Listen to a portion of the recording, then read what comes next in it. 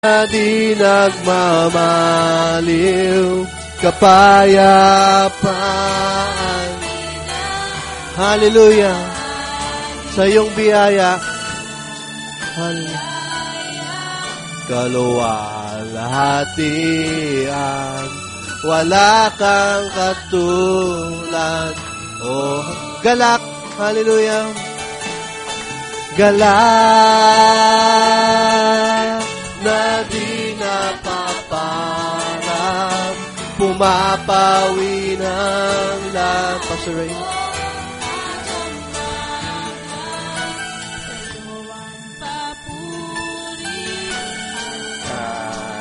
Karangalan, wala kang katulad, O Diyos, wala kang katulad.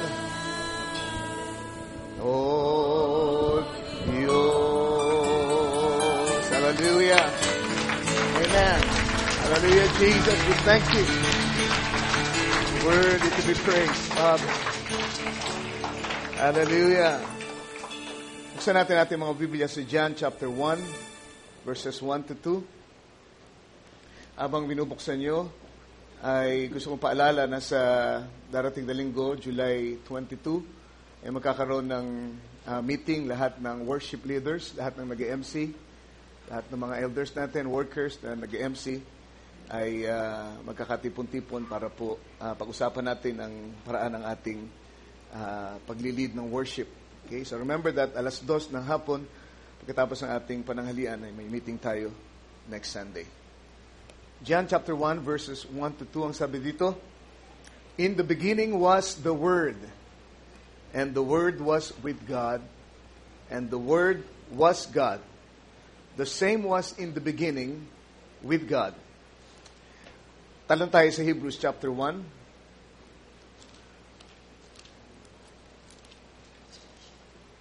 Verses 1 to 3.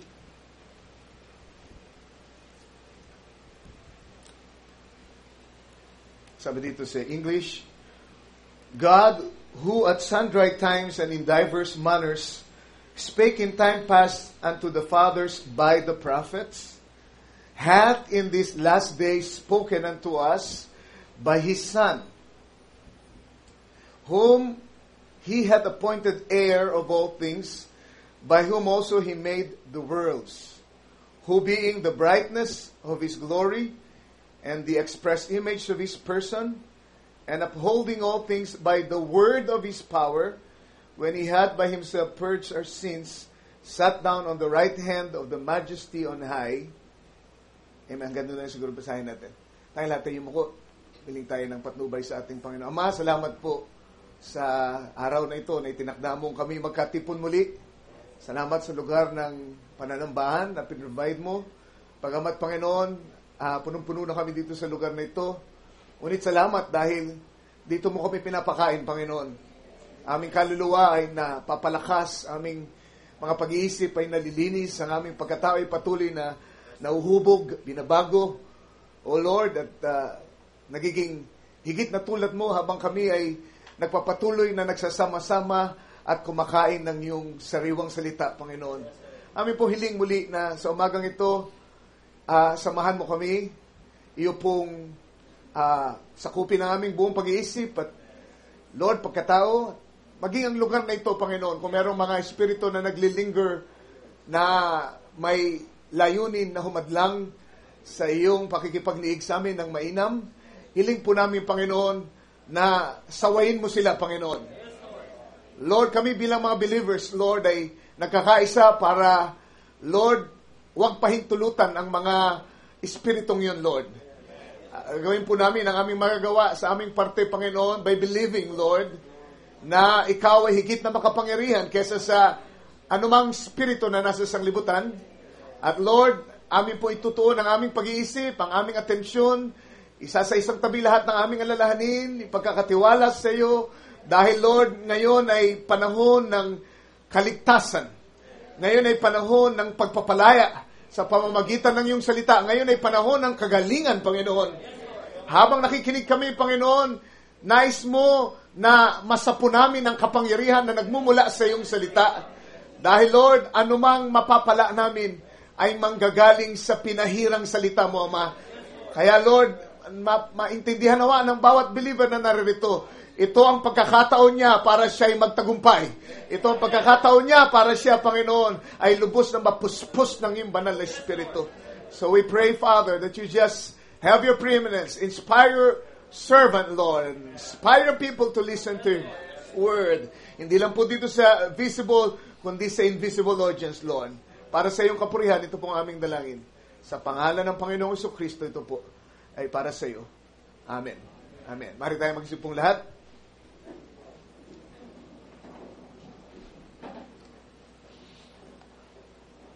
Praise the Lord. Napansin ko yung ating baptismal pool ay merong tubig. Hindi nabanggit sa akin kung merong babautismuhan. Meron mababautisman? Baka hindi nabanggit sa akin. Meron babautisman? Alright, okay. Hindi ko kasi alam. Napansin ko lang na may tubig. So, after the service, ay meron tayong baptismal service. Amen. Okay, isa na naman po sa mga estudyante ni Sister Girlie umattend doon sa church doon sa Taytay. Hallelujah. Bahay ni na Brother Rico ay babautismo natin sa pangalan natin Panginoong Jesucristo. Kita ko napakaraming tao sa labas. Pero kami po ay nag-meeting na nung nakaraang linggo para gawa ng remedyo upang higit na makinabang po yung mga kapatid natin kahit na nandun sila sa labas.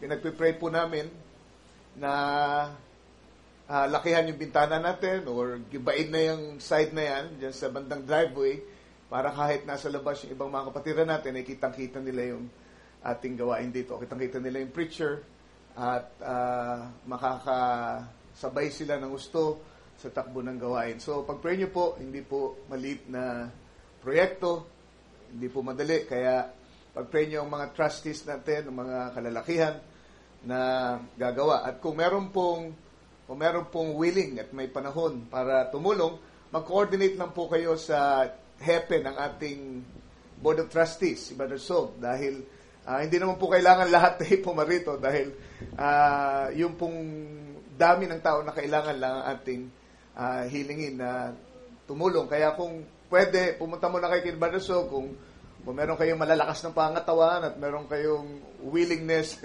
higit sa lahat, amen, at tumulong, maging bahagi ng ating pag-aayos sa church, mag-report lang po kayo, magsabi lang kayo, lumapit kayo kay Brother Sog o kaya kay Brother Boy para ma-coordinate po, amen, sa mga mamiminuno sa ating project. Alright, nakita ko si Brother Paul. Welcome back, Brother Paul Cabrera. Amen, praise the Lord. So, nawa ang Panginoon magpuspos ng biyaya sa iyong pananatili sa aming piling dito sa lupa. Dahil galing po siya sa dagat. Amen. Hallelujah. Sino bang masaya ngayong umaga? Amen. Pwede bang express natin ang ating kasiyahan? Hallelujah. Praise the Lord. Mag-create tayo ng atmosphere na magiging madali sa Espiritu ng Panginoon na makakilos sa atin at magawa niya kung anong gusto niyang gawin sa ating kalagitnaan. May mga kapatiran tayong may karamdaman. Amen. In fact, si Brother Jong, ilang araw na po yan na nilalagnat, nagdudumi, pero ngayon ay kapiling pa rin natin, sinikap niyang maparito.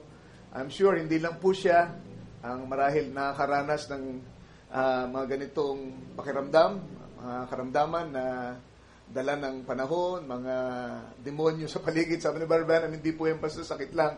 Yan ay mga espiritu ng diablo na nagnanais na paiksiin ang ating buhay dito sa ibabaw ng lupa.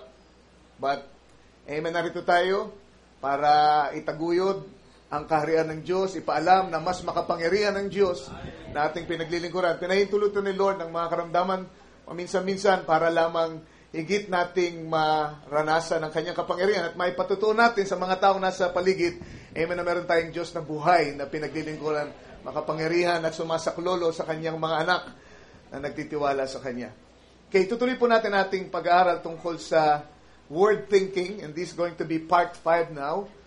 At bibigyan natin ng subtitle na Logos Ability. Logos Ability. Noong nakaraang Miyerkules ay pinangaral ko yung ika-4 na bahagi at nag-usap kami tungkol sa gird up the loins of your mind. Sabi sa Tagalog ay bigkisan ang baywang ng ating pag-iisip at napakarami pong nag-express ng kanilang appreciation sa message na yun at naniniwala ko makatutulong sa ating lahat kung matututunan natin na supili ng ating pag-iisip. Dahil ang ating pag-iisip pala, sabi ay tulad doon sa mga damit ng mga Orientals before. Doon nang galing yung word na yun.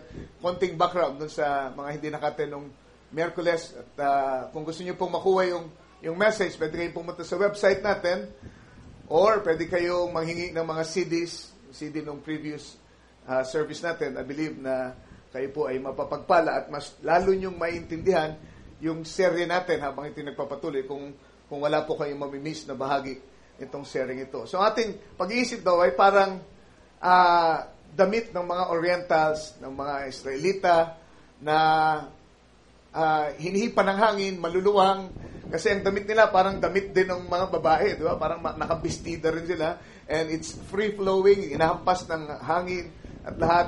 Ginagawa pala nila para hindi sila mahadlangan sa kanilang pagkilos at makakilos sila ng mabilis pagka meron silang trabahong gagawin, pag merong karera ng takbuhan. Ang gagawin lang nila ay susupilin nila yung kanilang damit na parang bestida, kanilang iipunin yun sa pagitan ng kanilang mga binti at pagkatapos ay iipit sa kanilang belt. At nag-uusap kami ni Brother Boy dahil galing